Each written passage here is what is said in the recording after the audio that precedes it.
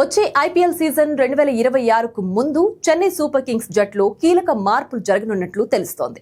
ఈ నేపథ్యంలో జట్టులో తన భవిష్యత్తు గురించి స్పష్టత ఇవ్వాలని సీనియర్ ఆల్రౌండర్ రవిచంద్రన్ అశ్విన్ ఫ్రాంచైజీని కోరినట్లు వార్తలొస్తున్నాయి. 2025 ఐపీఎల్లో అశ్విన్ ను 9.75 కోట్లకు సీఎస్కే కొనుగోలు చేసింది. అయితే ఈ సీజన్లో అతను ఆశించిన స్థాయిలో రాణించలేకపోయాడు.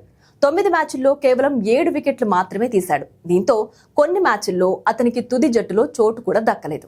ఇక దీనిపై అశ్విన్ మాట్లాడుతూ ఆటగాళ్లకు తమ భవిష్యత్తు గురించి ఫ్రాంచైజీలు స్పష్టత ఇవ్వాల్సిన బాధ్యత ఉందని పేర్కొన్నాడు.